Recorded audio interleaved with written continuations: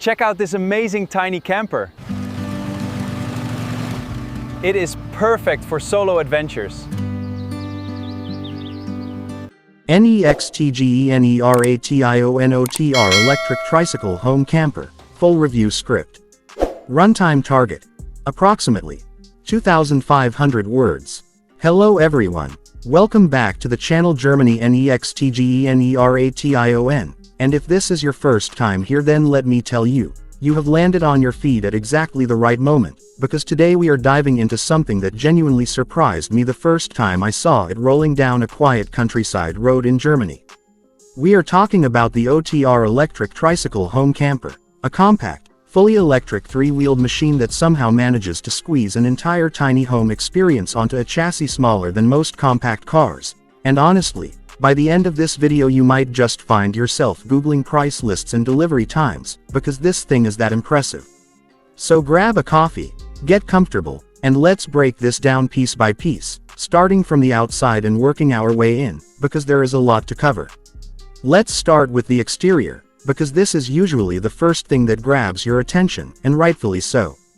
The OTR Tricycle Camper follows a three-wheel layout, with two wheels up front for stability and steering and a single wheel at the rear connected to the electric drivetrain, giving it that classic tuk-tuk meets micro-motorhome silhouette that has become something of a signature look for these German-engineered micro-campers.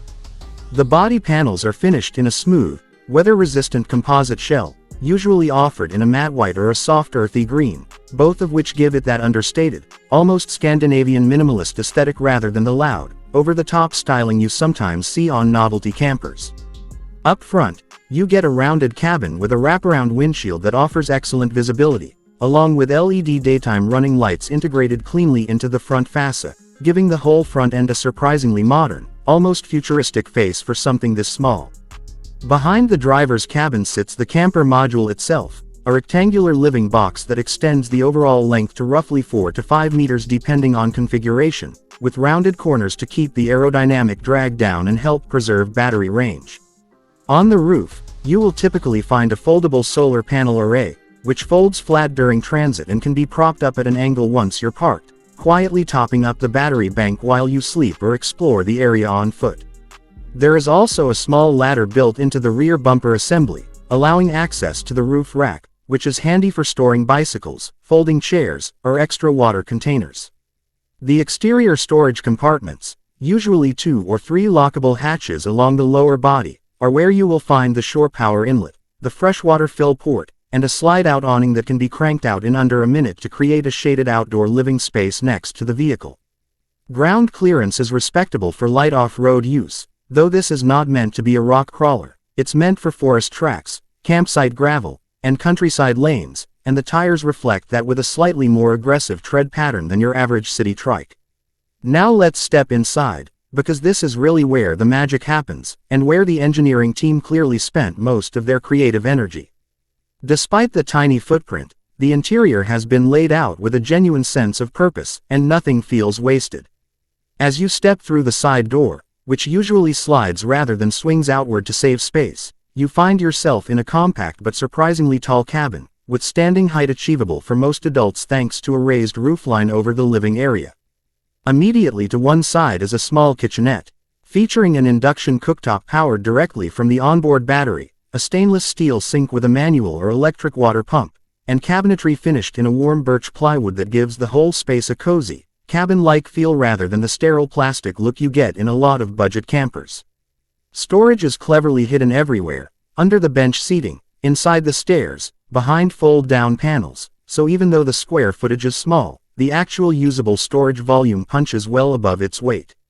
Opposite the kitchenette, you typically find a dinette area with a foldable table and bench seating that converts into a second sleeping surface for a child or a pet, while the main bed, usually a queen-sized or near-queen platform, sits at the rear of the cabin, often raised slightly to allow for under-bed storage or even a portable toilet cassette.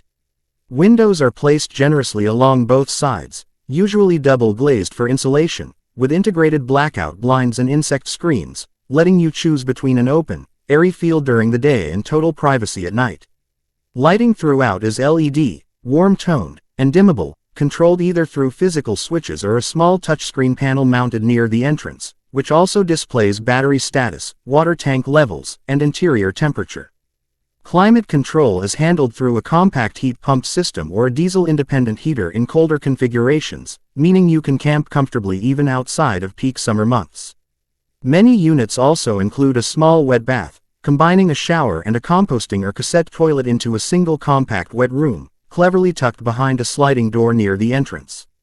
Overall, the interior manages to feel less like a converted delivery vehicle and more like an actual tiny apartment on wheels, and that is genuinely impressive engineering when you consider the total vehicle width is often under 2 meters.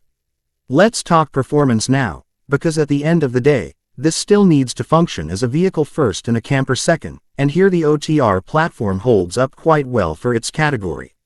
Power comes from an electric motor mounted at the rear wheel hub, typically in the range of 5 to 15 kilowatts depending on the trim level you choose, delivering enough torque to comfortably cruise at speeds between 40 and 60 kilometers per hour, which is more than adequate for the country roads and campsite approaches this vehicle is designed for.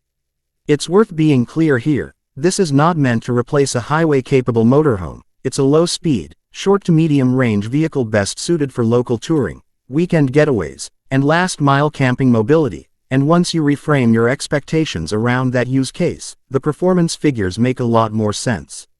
Battery capacity generally sits somewhere between 8 and 20 kilowatt-hours, giving you a practical range of anywhere from 60 to over 120 kilometers on a single charge, and that range extends further when the roof-mounted solar panels are actively topping up the pack during stationary use.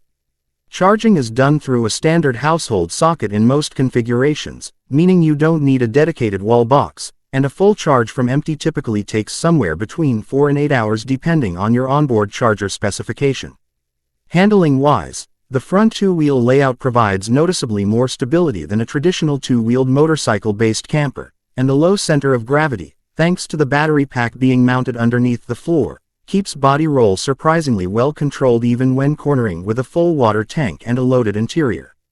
Suspension is usually a mix of coil-over shocks at the front and a mono-shock setup at the rear, tuned more for comfort and load carrying than outright sportiness, which is exactly what you want in something that's essentially your bedroom on wheels. Payload capacity is another strong point, with most configurations rated to carry several hundred kilograms of passengers, water, gear, and camping equipment without significantly impacting range or handling, which tells you the chassis and drivetrain were designed with real-world camping loads in mind rather than just empty showroom weights. Now, safety, and this is an area where a lot of small electric campers cut corners, but the OTR platform seems to take it seriously. The three-wheel layout itself is inherently more stable than a two-wheeled alternative, especially at low speeds and when stationary, which matters a lot when you're getting in and out of a parked camper repeatedly throughout the day. You get a reinforced roll cage integrated into the cabin structure, hydraulic disc brakes on all three wheels for consistent stopping power regardless of load, and regenerative braking that not only helps recover a bit of battery charge but also reduces wear on the physical braking components over time. Seat belts are standard in the driver's cabin, and many units include front airbags as an added layer of protection, something you don't always find in this vehicle category. On the camper side of things, you'll typically find a carbon monoxide detector and a propane or gas leak sensor if the unit includes a gas-powered stove or heater, smoke detectors near the sleeping and kitchen areas, and a fire extinguisher mounted in an easily accessible location near the entrance. Electrically, the battery management system is designed with multiple layers of protection against overcharging, overheating, and short circuits, and the entire low-voltage interior wiring is isolated from the high-voltage drivetrain components for added peace of mind. There are also emergency exit windows in the living area, clearly marked and designed to be broken or released quickly if the main door becomes inaccessible for any reason. LED running lights, indicators, and rear reflectors ensure visibility to other road users, which matters given how compact this vehicle is compared to standard road traffic, and some higher trim levels even include a rear-view camera system to help with the reduced rear visibility that comes with having a camper box mounted behind the driver. So what actually makes this thing special? What are the unique selling points that set it apart from the dozens of other tiny camper concepts floating around out there? First and foremost, it's the sheer efficiency of the concept. You're getting a fully functional, sleep two-people home, complete with a kitchen and bathroom, built onto a vehicle that can be parked in a single standard parking space, something a traditional motorhome or even a small campervan simply cannot do. Second, the electric drivetrain means zero tailpipe emissions and near silent operation, so you can roll into a quiet campsite at dawn or dusk without disturbing anyone, and you can run your appliances at night without a generator rattling away outside your window. Third, the solar charging integration means that for short stays, especially in sunnier climates, you can genuinely camp off-grid indefinitely, relying on the sun to keep your battery topped up for lighting, water pumping, and even light cooking. Fourth, the modularity of the design. In many versions the camper box can actually be detached from the tricycle base entirely, meaning the trike portion can be used as a standalone errand-running vehicle around town while the camper module sits parked at a campsite or storage yard, effectively giving you two vehicles in one. Investment. Fifth, and this is something I personally think deserves more attention, the accessibility factor, because the low step in height, the narrow turning radius, and the low-speed operation make this a genuinely appealing option for older travelers or those who find traditional motorhomes intimidating to drive or park. And finally, the build quality and finish, from the plywood interior cabinetry to the composite exterior panels, feels distinctly German in its attention to detail, avoiding the flimsy, mass-produced feel that plagues a lot of budget camper conversions coming out of other markets. Let's talk price, because I know that's what a lot of you have been waiting to hear. And the good news is that this category tends to be considerably more affordable than a traditional motorhome or campervan.